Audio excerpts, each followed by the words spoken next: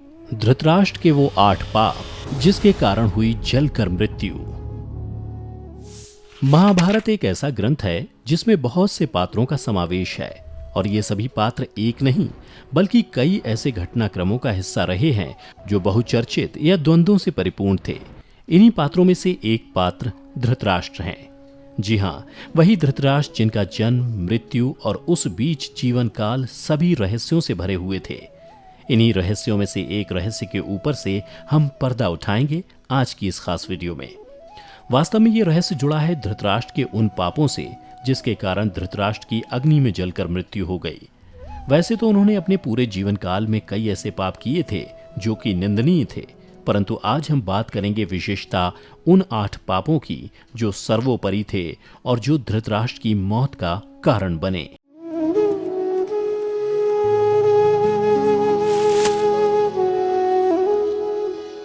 धृतराष्ट्र को महाभारत में कुरुक्षेत्र के युद्ध का सबसे बड़ा खलनायक माना जाता है, क्योंकि वे चाहते तो इस युद्ध को रोक सकते थे, परंतु उन्होंने पुत्र मोह में अपने ही वंश का नाश कर दिया। यह कहना गलत नहीं होगा कि धृतराष्ट्र आंखों से नहीं बल्कि मन और बुद्धि से भी अंधे हो चुके थे। वैसे धृतराष्ट्र का जन्म से अंधा होना और इस प्रकार उनकी मृत्यु का हो जाना बहुत विचित्र सा प्रतीत होता है। वास्तव में इन दोनों ही घटनाक्रमों के पीछे धृतराष्ट्र के ही ऐसे कृत्य रहे होंगे जिनके परिणाम स्वरूप उन्हें इन परिस्थितियों का सामना करना पड़ा। उनके जन्म से जुड़ी गुत्थी को यदि आप सुलझाना चाहते हैं तो नीचे दिए लिंक पर क्लिक करें। और अब बात करें दूसरी गुत्थी की जो धृतराष्ट्र की मृत्यु से जुड़ी है, तो इसके लिए हमें धृतराष्ट्र के उन कृत्यों के बारे में जानना होगा जिसके चलते धृतराष्ट्र की आग में जलकर मृत्यु हो गई। ये कृत्य कुछ इस प्रकार थे कि इन कृत्यों को पाप कहना गलत नहीं होगा। आइए जानते हैं उन 8 पापों में से पहले उस पाप के बारे में जो धृतराष्ट्र की मृत्यु की ओर पहला कदम था। नंबर 1, गांधारी के साथ धोखा। जब भीष्म ने धृतराष्ट्र का विवाह गांधार की राजकुमारी गांधारी से कर दिया, तब गांधारी को जब यह पता चला कि मेरे पति की आंखों की रोशनी नहीं है, वो एक अंधा है, तब पत्नी का धर्म निभाते हुए उन्होंने भी आंखों पर पट्टी बांध ली। क्या आप जानते हैं कि गांधारी का विवाह धृतराष्ट्र से करने से पहले ही ज्योतिषियों ने सलाह दी थी कि गांधारी के पहले विवाह पर संकट है, अतः इसका पहला विवाह किसी और से कर दीजिए और फिर धृतराष्ट्र से करें। इसके बाद ज्योतिषियों के कहने पर गांधारी का विवाह पहले एक बकरे से करवाया गया, बाद में उस बकरे की बलि दे दी गई। कहा जाता है कि गांधारी को किसी प्रकार के प्रकोप से मुक्त करवाने के लिए ही ज्योतिषियों ने यह सुझाव दिया था। इस कारणवश गांधारी प्रतीक रूप में विधवा मान ली गईं और बाद में उनका विवाह धृतराष्ट्र से कर दिया गया। नंबर 2, गांधारी के परिवार को जेल में डालना। गांधारी एक विधवा थीं। जब महाराज धृतराष्ट्र को यह बात पता चली तो वे बहुत क्रोधित हो उठे। उन्होंने समझा कि गांधारी का पहले किसी से विवाह हुआ था और वह किसी कारणवश मारा गया। धृतराष्ट्र के मन में इसको लेकर दुख उत्पन्न हुआ और उन्होंने इसका दोषी गांधारी के पिता राजा सुबाल को माना। धृतराष्ट्र ने गांधारी के पिता राजा सुबाल को पूरे परिवार सहित कारागार में डाल दिया। कारागार में दंड स्वरूप उन्हें खाने के लिए केवल एक व्यक्ति का भोजन दिया जाता था। केवल एक व्यक्ति के भोजन से भला सभी का पेट कैसे भरता? वास्तव में यह पूरे परिवार को भूखे मार देने की एक साजिश थी। राजा सुबाल ने यह निर्णय लिया था कि वह यह भोजन केवल उनके सबसे छोटे पुत्र को ही दिया जाए ताकि उनके परिवार में से कोई तो जीवित बच सके, और वह छोटा पुत्र और कोई नहीं बल्कि शकुनी था।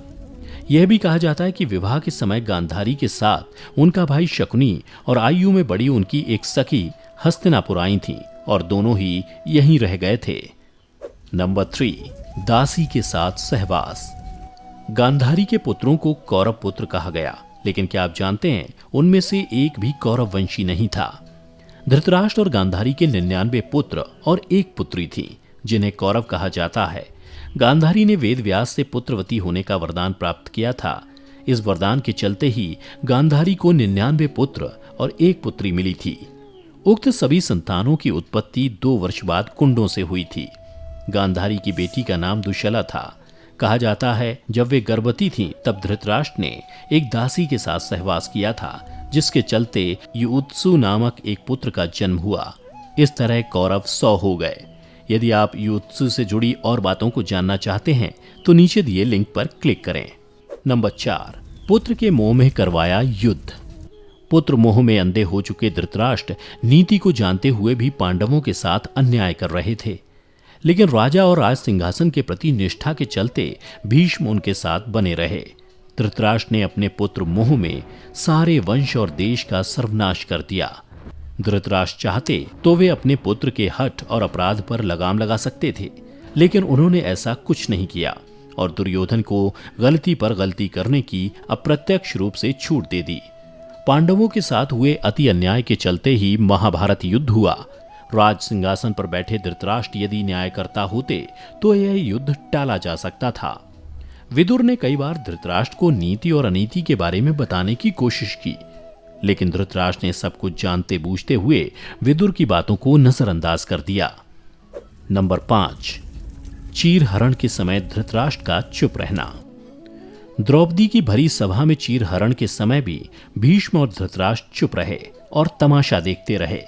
इसी के चलते भगवान कृष्ण को भी महाभारत युद्ध में कौरवों के खिलाफ खड़े होने का फैसला करना पड़ा। चीरहरण महाभारत की एक ऐसी घटना थी जिसके चलते पांडवों के मन में कौरवों के प्रति नफरत का भाव स्थायी हो गया। यह एक ऐसी घटना थी जिसने प्रतिशोध की एक ऐसी अग्नि को जन्म दिया था जिसमें सभी जल रहे थे, और इस प्रतिशोध का परिणाम इतिहास का सबसे बड़ा युद्ध महाभारत हुआ। इसे धृतराष्ट्र की सबसे बड़ी भूल कहा जा सकता है। नंबर 6, अधर्म का साथ दिया। वयोवृद्ध और ज्ञानी होने के बावजूद धृतराष्ट्र के मुंह से कभी न्याय संगत बात नहीं निकली। पुत्र मोह में उन्होंने कभी गांधारी की न्यायोचित बात पर ध्यान नहीं दिया।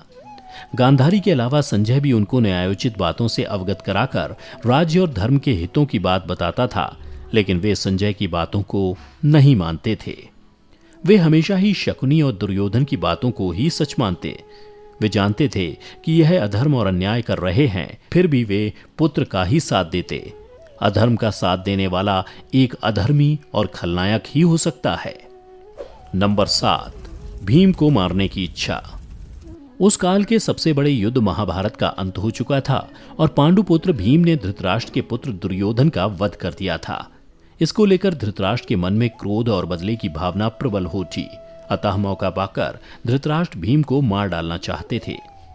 एक बार की बात है, जब महाभारत का युद्ध जीतने के बाद पांचों पांडव श्री कृष्ण के साथ हस्तिनापुर महाराज धृतराष्ट्र से मिलने पहुंचे तो भीम के अलावा सबने धृतराष्ट्र को प्रणाम किया तथा उनसे गले मिले।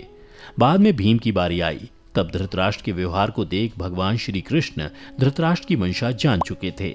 अतः जब भीम धृतराष्ट्र को प्रणाम करके उनके गले मिलने के लिए आगे बढ़ने लगे तो श्री कृष्ण ने भीम को इशारों से रोक दिया और उनके स्थान पर भीम की लोहे की मूर्ति को आगे बढ़ा दिया।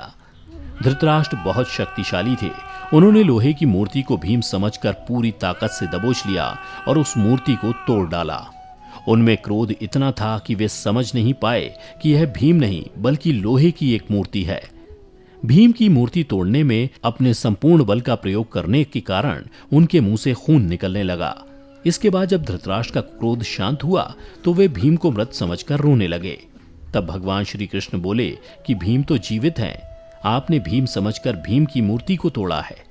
इस प्रकार भगवान श्री कृष्ण धृतराष्ट्र से भीम को बचाने में सफल रहे। नंबर 8, पूर्व जन्म का पाप। कहते हैं कि पूर्व जन्म में किए पाप के कारण धृतराष्ट्र जन्म से ही अंधे थे और उनके सभी पुत्र मारे गए। दरअसल अपने पूर्व जन्म में धृतराष्ट्र एक बहुत ही निर्दयी एवं क्रूर राजा थे। एक दिन जब वे अपने सैनिकों के साथ राज्य भ्रमण को निकले तो उनकी नजर एक तालाब में अपने बच्चों के साथ आराम करते हंस पर पड़ी। उन्होंने सैनिकों को तुरंत आदेश दिया कि उस हंस की आंखें निकाल ली जाएं। सैनिकों ने राजा की आज्ञा का पालन किया और दर्द से बिलखते उस हंस की आंखों को निकालकर राजा अपने सैनिकों के साथ आगे बढ़ गया। उस हंस की असहनीय पीड़ा के कारण उसकी मृत्यु हो गई। इस घटना को देखकर उसके बच्चे भी मृत्यु को प्राप्त हो गए। मरते वक्त हंस ने राजा को श्राप दिया था कि मेरी ही तरह तुम्हारी भी यही दुर्दशा होगी। इसी श्राप के कारण अगले जन्म में धृतराष्ट्र अंधे पैदा हुए तथा उनके पुत्र उसी तरह मृत्यु को प्राप्त हुए जिस तरह हंस के हुए थे। मृत्यु। महाभारत युद्ध की समाप्ति के 15 वर्ष बाद धृतराष्ट्र, गांधारी, संजय और कुंती अपना संपूर्ण राजपाट त्याग वन में चले गए। समय बीतता गया और इसी तरह 3 साल बीत गए। लेकिन एक दिन धृतराष्ट्र गंगा में स्नान करने के लिए गए और उसी समय जंगल में आग लग जाती है। यह देख गांधारी, कुंती और संजय तीनों धृतराष्ट्र के पास भागते हुए आते हैं और धृतराष्ट्र से उनके सही होने का पूछते हैं। संजय उन सभी को जंगल से चलने के लिए कहते हैं, लेकिन दुर्बलता के कारण धृतराष्ट्र वहां से नहीं जाते और वहीं रुकने का निर्णय लेते हैं, जिस कारण गांधारी और कुंती भी अपने पति को अकेला छोड़कर नहीं जाने का निर्णय लेती हैं और धृतराष्ट्र के साथ वहीं रुक जाती हैं। तब संजय अकेले ही उन्हें जंगल में छोड़ हिमालय पर्वत की ओर चले जाते हैं। उसके पश्चात तीनों वन की अग्नि में झुलसकर मर गए। हिमालय पर्वत पर पहुंच संजय एक सन्यासी की तरह जीवन व्यतीत करने लगे। उसके पश्चात नारद मुनि युधिष्ठिर तक यह दुखद समाचार पहुंचाते हैं। सूचना पाते ही युधिष्ठिर वहां जाकर उन सभी की आत्म शांति के लिए नीति अनुसार धार्मिक कार्य करते हैं। इस प्रकार महाभारत के एक और महत्वपूर्ण पात्र के जीवन का अंत हुआ। मित्रों, धृतराष्ट्र की मृत्यु के पीछे छिपे इन 8 पापों पर आधारित ये वीडियो कैसी लगी, नीचे कमेंट करके जरूर बताएं।